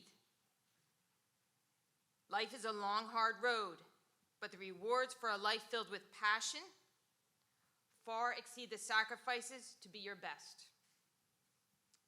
So thank you, New Jersey State Golf Association, and for everyone who came tonight to listen to me carry on. Thank you for being part of my amazing journey and story. It will be a memory for me and my family forever. Thank you.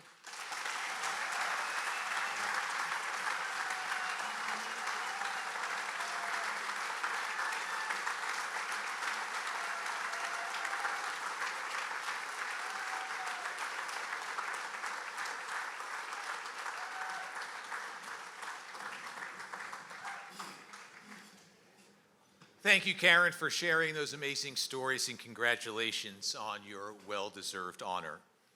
Well, earlier in the night, we were told in no uncertain terms, Knickerbocker is in the house.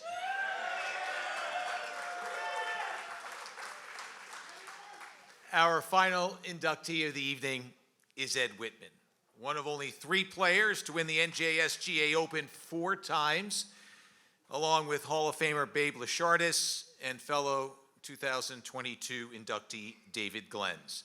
He has also compiled an outstanding 225 professional victories. There's been 6 golf professionals in 108 years, and Ed has been here for over 30 of them. He puts others before him, and he's done that for a long time, which is why he's been such a great golf pro and a consummate professional in my eyes. He is the identity of Knickerbocker. I think a lot of people know Knickerbocker because of Ed. You know, my belief is that Ed is a legend in the state of New Jersey. To play golf at the level that he has played it and perform at the level that he has for so long is really what we're most amazed by. He has risen the bar, especially as a player is concerned, but how to balance and make sure that your members are coming first, but how important it is for all aspects to be covered and be good at everything he does, which is, you know, it sets a very high bar. I hope I can fill those shoes even halfway as full as you did, Pards. We all love you.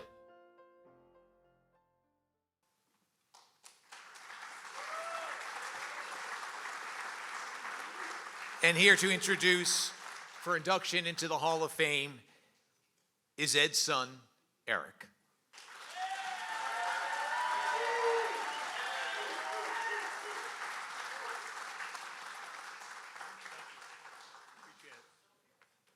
All right, I'm going to try to keep this brief for everybody. I liked all those pictures of my dad and Brian up there. Those were really nice. All right, good evening, everyone. My name is Eric Whitman, son of Ed Whitman. I want to begin by thanking Kevin Purcell and the entire NJSGA team for this wonderful celebration they have organized this evening, in addition to the countless events each and every year. I also want to congratulate the entire 2022 Hall of Fame inductees on their magnificent career accomplishments and thank them for their contributions to the game of golf in New Jersey. Thank you.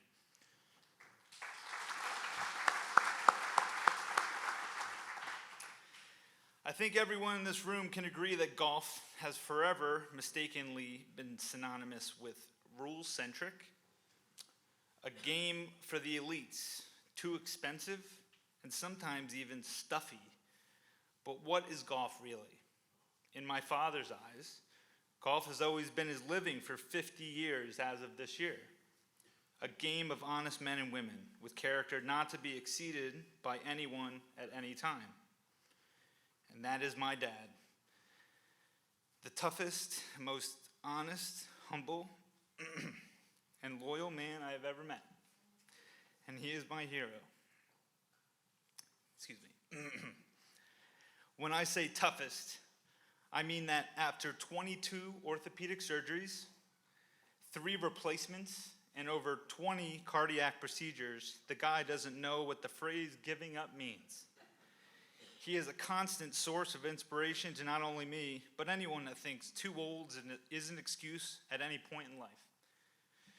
When I say honest, I was caddying for my dad in the State Open at Manasquan River in 2012.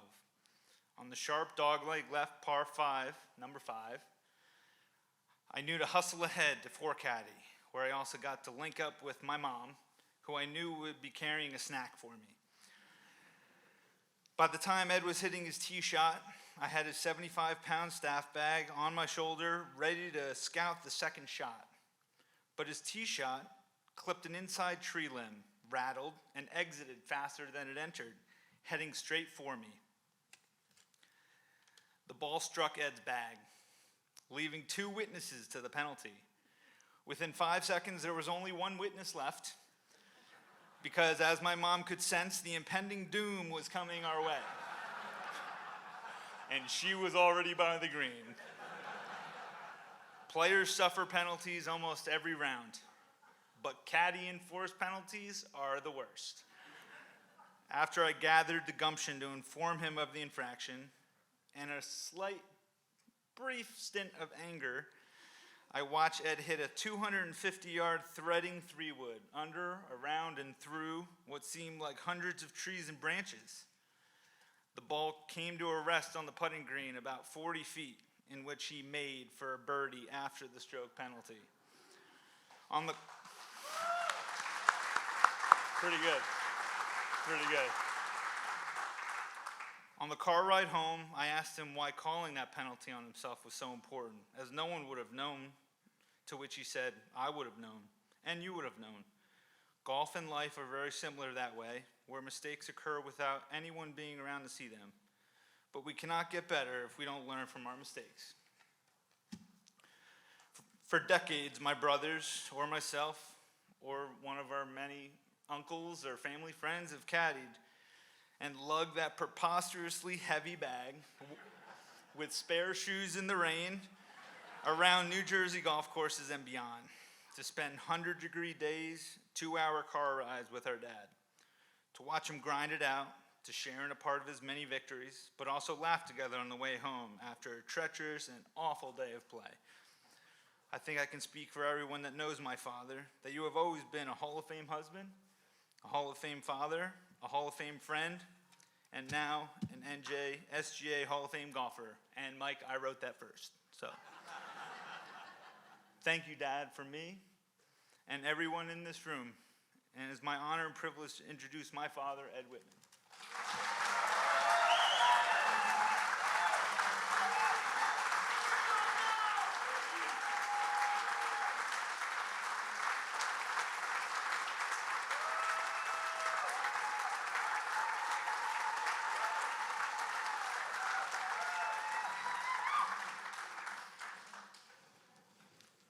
Wow. Thank you, Eric. That was tremendously meaningful. I appreciate that. And Kevin, you're still here with us. Good. I've got a complaint. I've been following David Glenn for 30 years now, and sure enough, I had to follow him yet again tonight.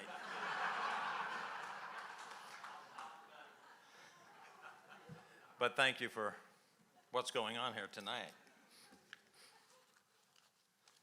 It's very exciting for me to be here, obviously, this evening. It's such a great honor. I'm extremely humbled and grateful to be inducted. I'm truly touched. It's difficult for me to comprehend, though. It doesn't seem possible to be joining the likes of Nelson, Tillinghast, Ziobro, Housen, just to name a few. I'm truly overwhelmed.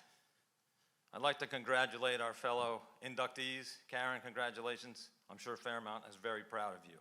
David, congratulations to you, and I'm sure Black Oak is very proud of you.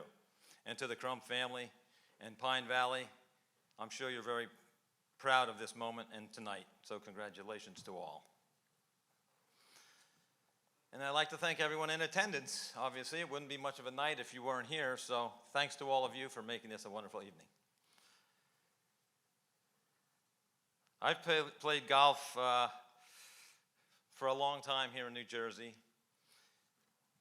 and the clubs I've worked at have been just astonishing. They've been so supportive and so wonderful.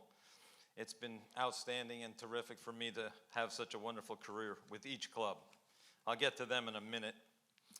I would like to thank the State Golf Association for this wonderful honor.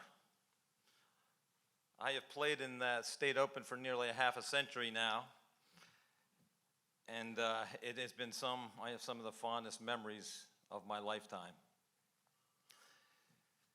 I go back to the days where Carol Rhodes was in charge and Arthur Lynch. Remember Steve Fail, who has been a good friend for a long time. And now, Kevin, you are now my new friend in charge, and congratulations on running such a great show. So congratulations, Kevin.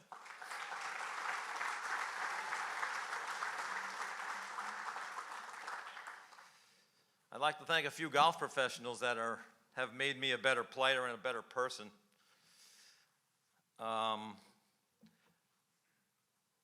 Bill King, number one, who's a really good friend. He's been a driving force in my life and made us both better golf professionals. So Billy, thank you so much. He's also a fantastic player. Mike Burke, Chris Datchison, Frank Esposito are all people that have pushed me, and we've pushed each other to all succeed. So thanks to those guys for giving me an opportunity to be here tonight. I did learn quite a bit from David Glenz over the years, but one particular day, David had just arrived here in New Jersey, and I got paired with him, and I'm saying, oh great, I'm going to play with one of the best players in the Mets section. So we get together, we get on the golf course, and all I want to do is talk to David and blah, blah, blah, blah, blah, and poor David's going, holy mackerel. So about 5 holes in, David goes, if you don't mind, I'd like to play golf. He says, we can talk later. I said, oh my God, so I was mortified. But I watched him go from there and how he focused and played the game, and it really, really taught me quite a bit. So David, thanks a bunch for that lesson. And all the other ones you've given me.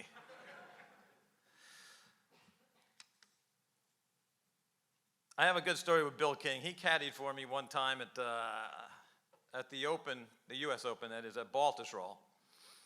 And during a practice round, the poor guy, I was in between clubs, and I said to him in the parking lot, would you mind carrying my second set of irons so I could try them both out? And I'm thinking, well, you know, what's the big deal? So Billy gets under the strap, and he could barely pick the bag up. But he endured, and he made the whole 18-hole round with 2 sets of irons. What a crazy thing. Billy, you're the best.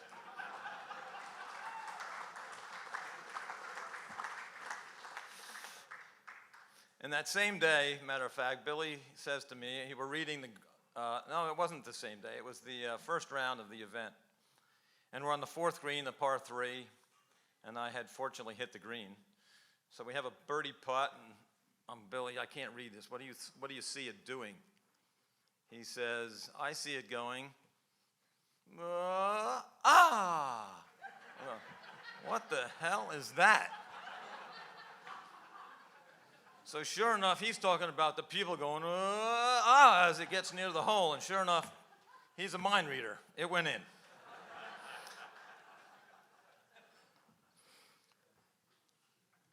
My family's here tonight, and this is going to be difficult for me. I take my family very, very seriously, and I love them all so much. They've been such a big part of my life. My brother Michael was supposed to be here with his wife Linda, and unfortunately he came down with COVID yesterday, so he is not with us this evening. Or they are not with us this evening. But my sister Jewel is. Jewel is 14 months my junior. Yet she was about a foot taller than me when we were about 12 years old. So I took the brunt of that, interaction in the family. As we have a good funny Easter movie of her jumping off a wall. We're dressed in Easter attire, and she jumps off the wall and attacks me with her purse. So I'm running for my life, and I'm thinking, holy mackerel. So anyway, this continued for years, and I finally got faster. So I attribute my quickness to my sister Jewel. Thank you. Barbara, my sister Barbara's here as well. Congratulations on being with us tonight, hon. I love you. My sister-in-law surprised me tonight. Where is she? Vicky. Vicky, are you here? Where? Hey, Vicky. Vicky is obviously my favorite sister-in-law in attendance, as she's the only one. My sons, Brian, 2 of my sons are here, Eric and Brian. They've been good friends of mine for a long time, obviously. Brian was also supposed to be here with his wife, Suzanne. Unfortunately, one of the children came down ill, so our granddaughter, Everly, is not with us tonight. Susie is at home with Everly. But the granddaughter, Gemma, is here, who is Brian's daughter. Gemma, thank you. We have a standing joke, Gemma and I. What color is my hair, Gemma? I always thought it was blonde. Anyway, thanks, hon. I thought you could play along one time. So we played a lot of golf together, the boys and I. And Brian was a great college player. He went to Rutgers. He was the captain of the Rutgers golf team. And we played many times together, Brian and I, and we had such many, many moments. He was a wonderful caddy, though. Brian caddied for me several times during some wins. And he was, excuse me, I'm sorry. He was a great calming effect on me. One time at Morris County Golf Club, I believe it was the healthcare. Brian was caddying, and it was the final round, and we came to the 18th hole, and it was, Brian was a 4 caddying on that hole, so he was out in front. And if you know the hole, it's a dogleg left, slightly blind with water on the left. I pull one to the left naturally, and I'm waiting for the sign from Brian, so I gesture, what's the outcome? And I get the sign. I don't get safe. I don't get in the water. I get the Johnny Weissmuller backstroke. So I guess I knew it was in its watery grave. The guys we were playing with burst out laughing. It was just hilarious. But thanks for the new signs I learned, Bri. The last time I think Eric caddied for me was at the last win, that Eric caddied for me, was at the State Open in 2004. Thank you. And that was at Crestmont Country Club. I had played well for a couple of rounds and came to the last round in the last group, and I was stumbling and playing poorly on the front nine. I think I shot 3 or 4 over even. And so we're coming to the 10th tee, and Eric says, either you straighten up or I'm out of here. So, okay. I straightened up. Some of the other players failed a bit, so I was fortunate to come home a winner. But I attribute my win there to Eric. Thank you, buddy, so much.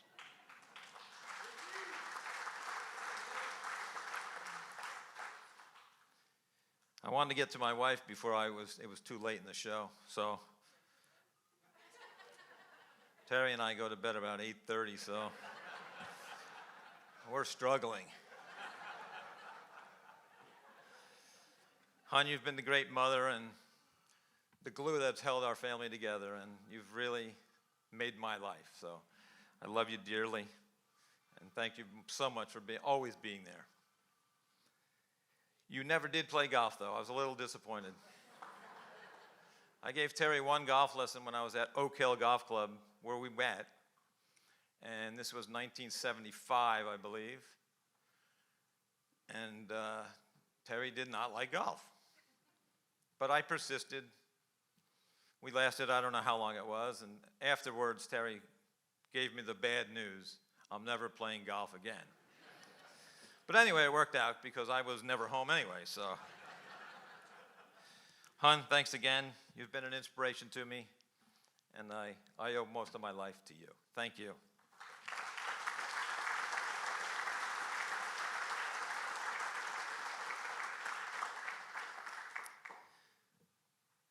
It's amazing, a kid from little old Milford, New Jersey made it to the Hall of Fame in the New Jersey State Golf Association. I'm a self-taught golfer with no formal golf training, and it's truly amazing that I'm here. My father was a very strict dad, but a wonderful golfer who really instilled the love of golf in my life. So I attribute my golf a lot to my father. He was a World War II Master Sergeant, which means he was very strict with his children. And he was very difficult at times. But I love golf, I love my father, and he was a great influence to me. But when he did play golf, he would always remind me, as you get better, we will play. So that was my driving force, to get better so I could play with my father. and I never seemed to get good enough. He never wanted to play with me. But I understood because he had his games and his people to play with. But I did learn a lot, and he was the main reason I got into golf, basically. But before I played golf, before I turned professional, I had a great basketball career at both in high school and college. I played football, basketball, and golf at Delaware Valley High School, where I enjoyed playing tremendously more than going to school. And I struggled in school, believe me, and it was very, very long, tedious schooling. But fortunately, I squeaked by. I had two fantastic coaches in high school. One was my high school golf coach, who's actually here tonight, Mr. George Lauk. Where are you, George?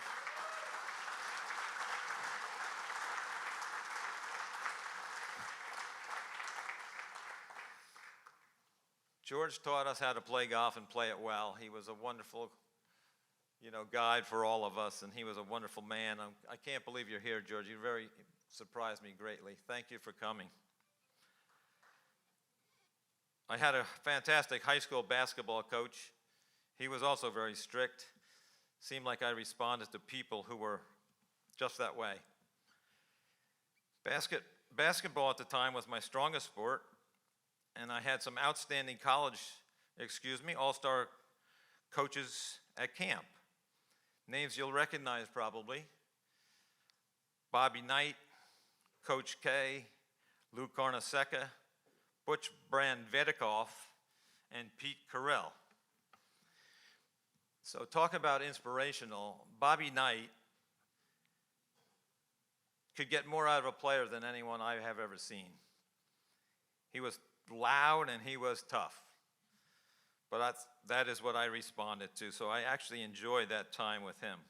I can still remember Coach yelling, "Run, Whitman, run," because of all the stuff I had done wrong. I went on to play college basketball at Patterson State College, where I thought I'd sprinkle some schooling in as well. While I was there, turns out I did not do enough schooling. So after a quick season, I had a great basketball year, fortunately, and I got a call from Pete Carell at Princeton, the coach. He asked me if I would be interested in coming to play basketball at Princeton. I said, well, sure. He said, do me a favor and send me your transcript. So you know where this is going, right? I explained it wasn't very good. He said, don't worry, I can work wonders here at the school. So off it went, and he called me a couple weeks later, and he gave me the news. You were correct, Ed. It's the worst transcript I've ever seen. I had a similar experience with Jack Kraft at Villanova University. So that was the end of my college career, unfortunately. I decided at that time to prepare for golf, and after working a few years with my father in the car business, I decided to turn pro. My first golf family was at Oak Hill Golf Club, where I was raised. So I was familiar with the people and the membership and the operation, so it was a very comfortable way to get started. Unfortunately, Kevin Head, the Oak Hill professional at the time, says to me the very first day, you know you have to go to PGA school. I said, more school? He said, yes, if you want to work in this business, you have to go to school. Anyway, it worked out great. So it was also, I had a 2-year apprentice with Kevin, and he was wonderful. He guided me through and taught me the business. So I had a wonderful 2 years. And I was still playing some basketball and softball. And one Saturday afternoon, I'm walking out of the men's locker room in my softball uniform. And Kevin sees me from afar. He runs over, Kevin Head, the pro, and he says, where do you think you're going? I said, I have a softball game. He goes, you have a softball game? You're supposed to be working till 4 o'clock. I said, I didn't think you would mind. He says, get in there, put your golf clothes on, and get behind the counter. You're done playing softball. So all of a sudden, golf became really serious to me, and I began to focus. I practiced more diligently, and noticed the results. I became a better player, but had a long way to go. That was the year in 1975 I qualified for my first state open. After my stint at Oak Hill, I moved on to Hackensack Golf Club, where I was the assistant pro for 8 years. 2 of our 3 sons were born while employed at Hackensack. Tom Hawthorne was the pro, and he was a wonderful Scottish gentleman that really helped me learn the business. It was a wonderful membership, very family-oriented, and I learned a lot. I had many fond memories of the club and some wonderful people. Tom McGovern, I see here tonight, who's a very good friend. He was a member at the club in those years, and we got to play a lot of golf in the evening. So, Tom, what a fond memories I have of playing golf with you. And thank you for your guidance. His younger brother, Jim, attended my junior clinics, eventually joined us on the course, and Jim went on to have a terrific professional career, winning at all levels. I'm extremely proud of him and all of his accomplishments. My third golf family, Knickerbocker Country Club, hired me in 1984, where I worked for Mr. Otto Greiner, who was a world-class player in his own right. Otto scored 64, the course record to this day, on his interview day in 1972, the year I was born. What a coincidence. Knickerbocker possesses, an outstanding membership who are thoughtful, kind, and understanding people. It was a marriage I've enjoyed for close to 40 years and extremely blessed to become an honorary member of the club. Thank you. Having spent more than half my life at Knickerbocker, I have made many great friends. All have played a vital role in my development as a person and a player. Thank you. I've always been surrounded by a competent staff, making my life easier. Joe Cosgrove was our very first caddy master that I worked with, and he was an inspiration to me. He wished and hoped I would continue my fine play, which goes on today, excuse me. That tradition continues today with Peter Jordan, the outside operations manager, another great buddy of mine and friend for 40 years, assistant pro Greg Amaral. Greg continues to be employed by the club in his 39th year. Congrats to Greg. I love you, Greg.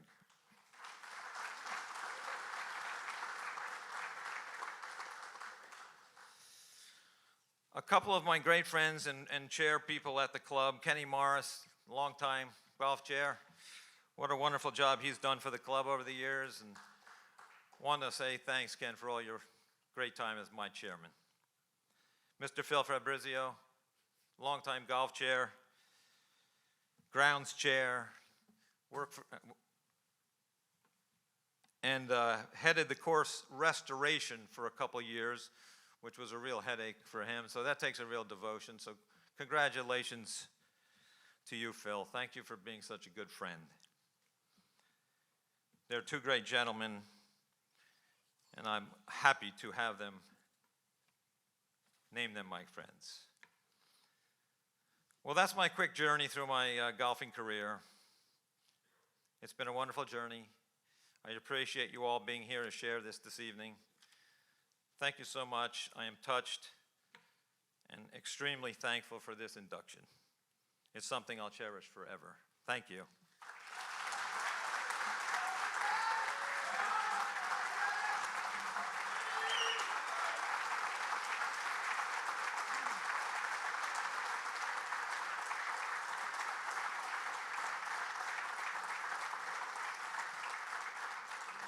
Congratulations, Ed. A well-deserved honor. And how about one last round of applause for all our inductees tonight: George Crump, David Glenz, Karen Noble, and Ed Whitman. All are invited to remain for dessert and beverages. We are asking family members, if you would like to come up and have your photo taken with the inductees along with their plaques, please do so.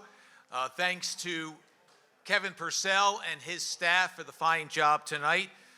Congratulations, Mike McFadden, and continued success in your presidency. Thank you all for joining us tonight. What a glorious night it has been. If you have a chance, the Hall of Fame is located just across the hall through the glass doors. You can stop by for a visit. On that note, again, thank you very much for coming out tonight. Please arrive home safely, be well, and hit 'em straight.